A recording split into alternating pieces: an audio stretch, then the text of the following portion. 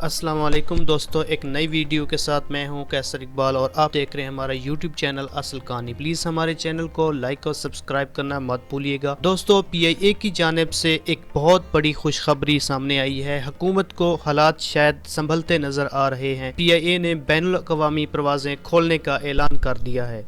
मुल्क भर में कोरोना वायरस की वजह से लॉकडाउन कर दिया गया था, जिसके बाद पाकिस्तान इंटरनेशनल एयरलाइन ने भी अपनी तमाम बैनुल अक़वामी परवाज़ें 28 मार्च तक मुअत्तल कर दी थी। लेकिन अब पीआईए की जानिब से फैसला किया गया है कि वो कल से जुज़वी तौर पर बैनुल अक़वामी परवाज़ों का सिलसिला शुरू करेंगे। इब्तिदाई तौर पर सिर्फ इस्लामाबाद एयरपोर्ट से फ़्लाइट ऑपरेशन की इजाज़त होगी, जिसके बाद पहली 2 परवाज़ों की मदद से पाकिस्तान में मौजूद कैनेडियन हाई कमीशन के 400 अफराद को कनाडा लेकर जाया जाएगा। पीआईए की जानिब से दीगर ममालिक के लिए भी परवाज़ों का सिलसिला जारी किया जाएगा, जिसमें बरतानिया के 3 परवाज़ों का ऐलान मुतवक्किल है। पीआईए हुकाम का कहना है कि दुनिया भर में कोरोना वायरस की वजह से खौफ फैला हुआ है। इस तरह के हंगामी हालात में हमने हिफाजती इक़दामात मुकम्मल कर लिए, जिसके बाद सफ़र करने वाले हर मुसाफिर का मुकम्मल ख्याल रखा जाएगा। जहाज में सफ़र करने से पहले स्क्रीनिंग की जाएगी और दौरान सफ़र भी मास्क और दस्ताने फराहम किए जाएंगे।